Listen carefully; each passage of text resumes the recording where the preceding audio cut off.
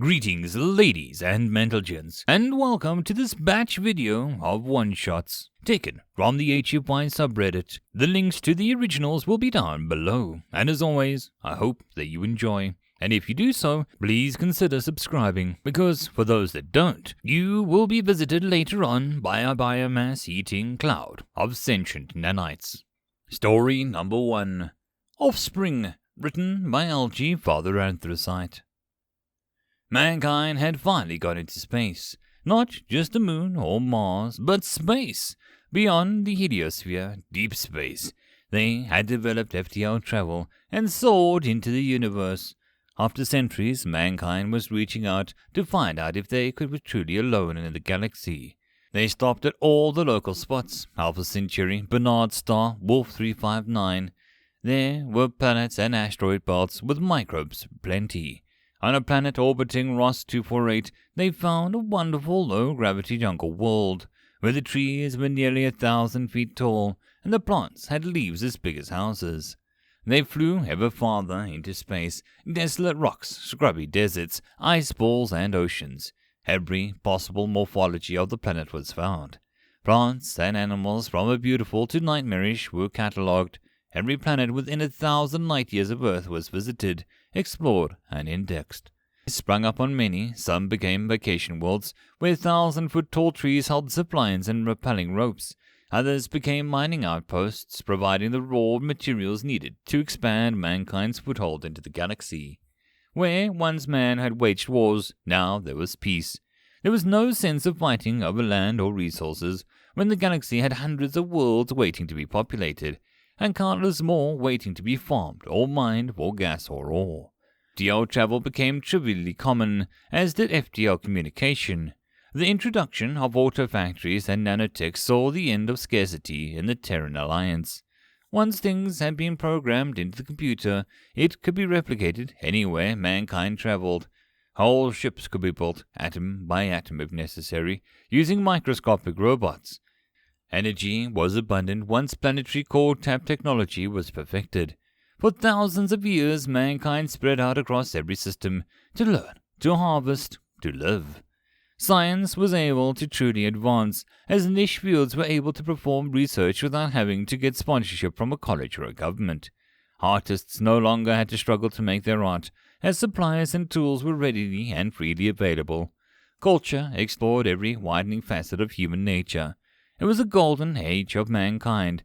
Art, entertainment, scientific discoveries, education were all available to anyone interested. But for all the advances that mankind had made, there was still something that was missing. Still, we were alone. Life abounded in the universe, but so far none of it had been intelligent. Finally, we decided that we would raise up our oldest companions to join us as sophons. We began to raise more intelligent breeds of animals. Not just cats and dogs, but chimps and cephalopods. Others were attempted, but those four seemed to bear the most fruit. Octopuses were given the ability to survive out of water for longer periods of time, though they were clearly more comfortable in it. Many were excellent technicians, as their problem-solving abilities were only enhanced by the genetic manipulations. Chimps became adept at many of the same things as humans, though they generally had a knack of arts over science. Cats were excellent teachers, and many pursued philosophy. Dogs were, as always, the greatest accomplishment of mankind. Though they still walked on all fours, their front paws now ended in short fingers and thumb, and when sitting, they were able to manipulate things just like a human. They never were really good at one thing. Like humans, they had a wide variety of interests. They also loved us. The dogs were constant companions to humans. Unlike cats or chimps, who usually only went to space when they had to, or octos who preferred it due to the resemblance to underwater environments. Dogs generally did what their packs did. Miners, artists, spacers. Dogs did it all. Humans lived with octos, cats, dogs, and chimps as equals. With the advent of the offspring races, mankind changed. No longer was a family the basic unit of humanity. Now a collective of up to 5 species was the order of the day. A pack or a clan, family or a hunt. It didn't matter what you called it. Some were composed of only the offspring races. Cats and octos tended to form a single race collective the majority of the time, while dogs and chimps tended to belong to mixed groups. Although none was exclusionary, humans happily cohabited with all of the offspring races. On many of the more developed worlds, it was common to see homes built that had features such as house tanks for octos, as well as ropes and platforms for chimps and cats. Dogs, unsurprisingly, required no such adjustments to a home, but furniture became more interesting. The 5 races spread across even more of the galaxy. Everywhere they went together. The offspring races were masters of their own fates as much as humans were. They sometimes struck out on their own, always contributing their findings to the collective store of knowledge. When cats found a water world, they would let the octo friends know. When dogs discovered a jungle world, the chimps were invited to immigrate. As time went on, the achievements of mankind dwindled. Soon the 5 races were achieving great things. New fields of science were discovered, new forms of art made possible by new technologies. No one really noticed when it started, but at some point, humans started to dwindle, not due to disease or war, or for any one particular reason. Over the course of thousands of years, their numbers fell, and after spreading the 5 races across the entire galactic arm, the human race was dying out. One day, there was only a single human left, an elderly woman named Santha. She was close to 240 years old when she died. She was surrounded by her family. She had gone to Earth when she turned 230, wanting to live out her last days in the cradle planet of mankind. She had a clan that consisted of 3 dogs, 2 cats, an octo, and a chimp. They were themselves over 100 years old. Shortly before she died, she called them over and said, "I am so proud to have had you all as my family. My children, remember the history of my kind, the good and the bad. Remember that your differences make you stronger together than you will be apart. Remember that when we found no one amongst the stars, we pulled you along, so we would not be alone. Remember that, and if you ever find anyone out there, remember us to them, and be their friends. It's terrible to be alone, and mankind has you all to thank for keeping us, being the company that we so desperately needed. I love you all." Santha closed her eyes a short time later, and never opened them again. Nearly 2,000 years later, the 5 races made contact with the first intelligent life not from Earth. They resembled giant koalas with panda bear coloring. When introducing themselves, the dog, cat, chimp, and octo representatives met with a Jellic envoy. They had sorted out the language barrier and made friendly contact, and the Jellic finally asked, "When will I meet the representative of the 5th race?" The dog ambassador replied, "We are all representatives of the 5th race, sir. They searched for others in their share of the galaxy then, when they found no one, they raised us up to stand beside them. They are gone now, but each of us carry them in our hearts. They wished for us to deliver a message to you, if we ever found you." "What message is that?" asked the envoy. "You are not alone." End of story number 1. Story number 2. Anniversary, written by Solomon Kane 2814.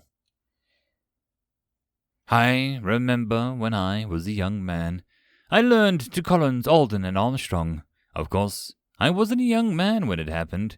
That was long before my time, but my grandfather had a recording of the launch. So if you saw a recording, why do you act like it's so pivotal, Grandpa? Because it was. Their captured 35mm film was one of the most important moments in human history, Winter. It was that important to you. Still is, child.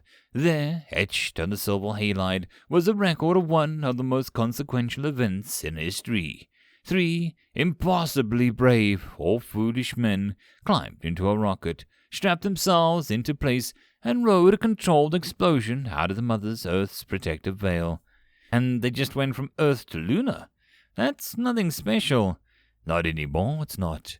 But it was the first expedition of its type. And stop interrupting me. All right, just get to the point. Jesus, you're a little crap, just like your mother. Anyway, where was I? The controlled explosion out of the veil. Right. Those 3 brave souls rode through the pure black nothing of space like a very, very few had done before. they landed upon the face of a god, and after landing in the sea of tranquility, after the whole giant leap for mankind, Aldrin and Armstrong read a plaque out loud, for every single person to hear. What did they say? Here men from the planet Earth first set foot upon the moon, July 1969. We came in peace for all of mankind. The young ones might not be able to fully understand, and I know I can't articulate my feelings exactly, but then and there was a true realization of human potential, Winter. Brilliance and bravery, compassion and awe. I was humbled by what our fragile race had wrought, and I had to know that I'll live long enough to feel that way again. Winter wiped a tear from her eye. The old man still had a soul of a poet sometimes. That's beautiful, Grandpa. I have to go to work with my dissertation, but I'll be back next week. Maybe you can tell me about the curiosity then. I'd love to, young lady. But before you go, have you seen my wife anywhere? I don't know where she is. I haven't, but I'll tell Grandma that you're looking for her if I do. Love you, Grandpa. Winter walked into the hall, bouncing slightly into the lunar gravity. Beverly was waiting for her at the reception desk, playing Tetris on her datapad. She looked up and walked out with Winter towards the exit. How was he today? Worse, he doesn't remember where he is, and I don't think he remembers that Grandma died 6 years ago. What did you talk about then? The Apollo 11 mission. He remembered that pretty well. Really? How's that even come up? Bev, it's the 125th anniversary of the launch today. End of story number 2. Story number 3. Meaningful Names, written by Sean Roach. Hello, welcome to Earth. I gotta say, what's with the heavy asbestos suits? Oh, I'm from the planet you people call Magma. Your planet is bitter cold to me, and if the suit didn't keep me warm, I'd quickly become a grizzly statue. A statue? My body chemistry is very similar to some of your rocks. My internal temperature is about 850 of your, sea. So the temperature of magma. Got it. Yes. Very few of my kind come here without sufficient protections. We like to say that they died so that we might learn. That's a pretty grisly way to learn. It's not so different from one of your own sayings. Learn from the mistakes of others. Well, I hope you enjoy your stay. I will. Thank you. A planet of molten rock people, and the linguistics decided to call it magma. Huh. Hello, welcome to Earth. Okay, this may sound weird, but that suit you're wearing looks like a walking fridge. It's putting off heat like a fridge too. Are you hot? Oh, no, I'm fine. I'm just that my body chemistry is all below the melting point at water. In fact, my bones are made out of the same water ice that you drink. Really? So you have to walk around in a refrigerated suit to avoid melting? Oh, yes. So, what brings you to Earth? Besides the symposium on the interspecies social adaptation, not much, really. Although I do hope that I'll visit the polar regions once before I leave.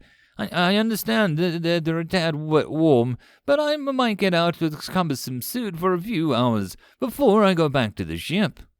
So, what would you do if you got out of that suit? Why, I would melt in the extreme heat of yours, of course.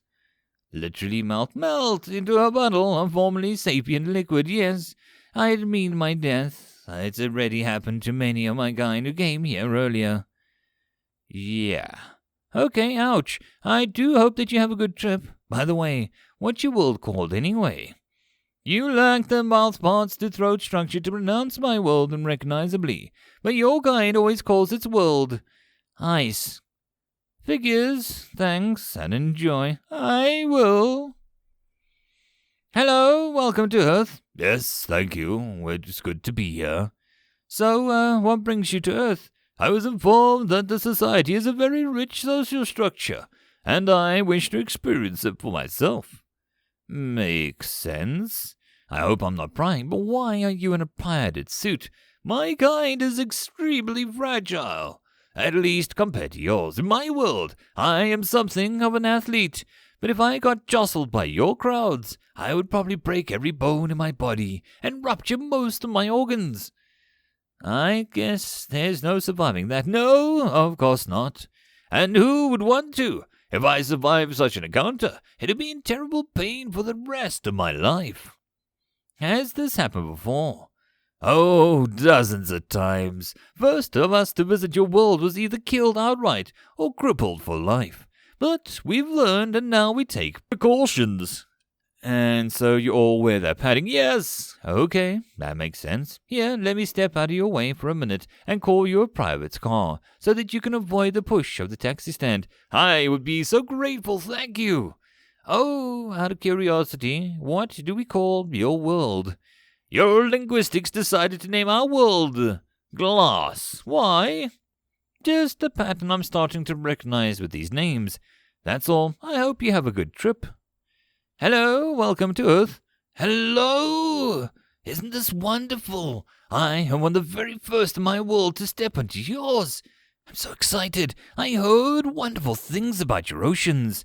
Yeah, swimming, sailing, surfing, scuba. Lots to do in the water. Oh, I'm so excited. By the way, you said one of the very first, right? Oh, yes. Your linguistics and ours just got smooth automatic interactions translations working, and I was one of the only 16 to come to your world when the first ship. Yes, that's a great, and congratulations on your luck. By the way, what do your linguistics say we should call your world? I believe they say that we should call it soup. Yeah, let's talk about maybe you not taking a dip in the water. Please come with me. End of story. End of this batch video. If you wish to support the author or the channel, all the relevant links are down below. But the easiest way would be to share this video far and wide to as many unsuspecting people as possible. And until the next video, I hope that you all have a good time, and I'll see you then. Cheers.